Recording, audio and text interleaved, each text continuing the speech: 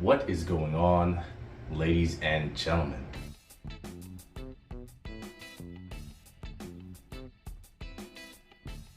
Boys and girls, today is the day that I'm going to be ripping apart the G35 to get started on this motor swap. If you've been following the channel, I'm going to be swapping a VQ37-VHR engine into my G35. It's going to be dope, it's going to be awesome, it's going to be difficult. I'm doing it alone, but we're going to make it happen.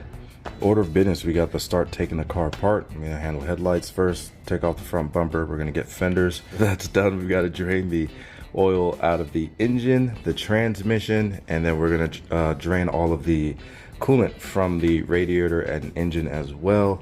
It should be a fairly quick process, and after that we've got to get the motor off of these bricks, off these blocks, put it on a tire, so I have a place to put this motor when I take it out. Somewhere on the floor there. I gotta find some space, but let's get it done.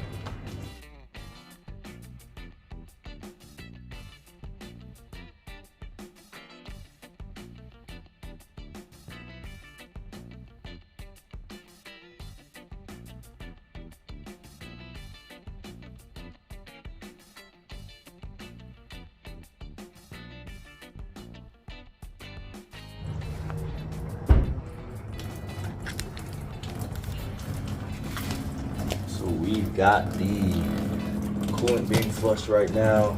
We've got the engine already drained, and the transmission should also be finished right about now as well. Now, while all of that is draining, I do have to figure out how this engine off of these pallets here, because my engine stand isn't wide enough to get around the edges of it. So somehow I gotta figure out how to get that onto that tire right there. Let's do it. So next is fenders and hood. To get to the fenders, you have to, let's see, you have to remove the side skirt, open the door. There is the weather stripping you have to take all the way up around the door. Take this panel off, give you access to the side. You can just pop those out. It's just tension clips in there. You just pull on it. To do that, there should be 2 bolts for the fender that's underneath here. Can't see it, but there is. I have a screw tapped in to hold that into the fender liner, and then I have this screw tapped into the fender itself. One there, one here, one here, one here, one here. I don't know why I'm giving you guys instructions. I have a video on the fender remove and install. Watch that video if you want to know how to do that for the fenders. Both sides, take out the hood. With the hood, I have struts. It has 2 bolts up top. Well, I guess 4, 2 on each side. And then there is a hood latch release that I have to take off to get the core support off. But we'll just handle this for now, and I'll show you guys how to take the core support.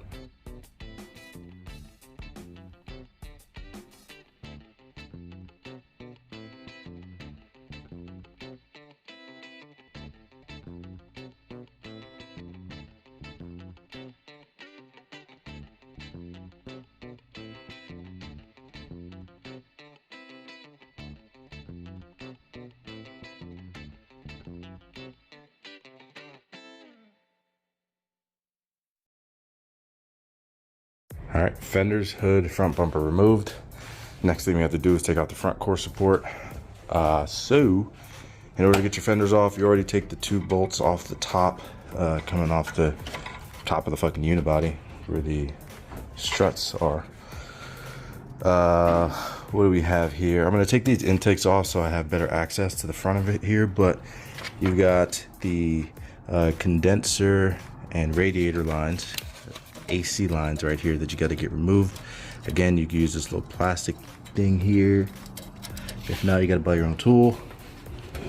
What else we have? Oh yeah, we have the hood latch that we have to remove.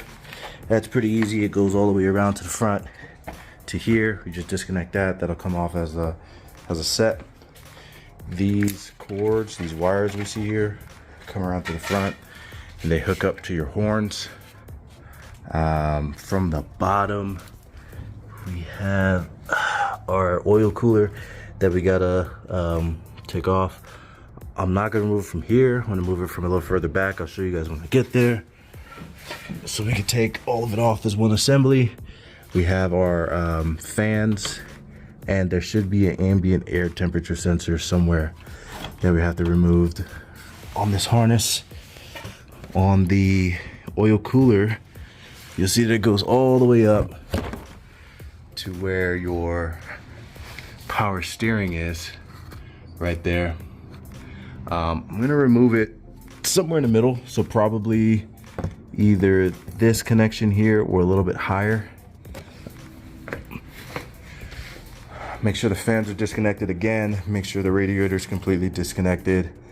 We have to take off the reservoir for our power steering, for our radiator reservoir and our windshield wiper reservoir. The fender liner hooks onto the front core support down here, right here, and probably in a couple of the places you guys have to look for. Oh, definitely right here for the oh no, not right here, that's its own piece. Okay, and then after that, the front core support should get unbolted from the unibody at these 2 points and underneath these 2 points, as well as this plastic screw on both ends. And that should be it. It should come off as one assembly, including the radiator, the fans. Yeah.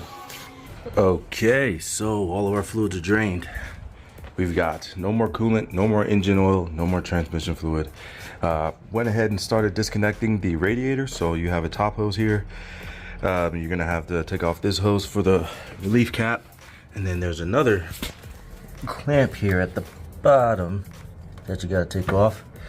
Alright, so as you guys can see, we got the front core support off. I did lose a little bit of the footage while I was recording all of the stuff, but again, we got the front core support off. What we're gonna do now is take off the fender liners. Once we get the fender liners off, I'm gonna go ahead and start disconnecting all of my AC lines going back into my into the dashboard. Disconnect those lines. I'm gonna remove my power steering, take my battery out, and then start taking off all the wire harnesses. This front sway bar has to come out as well.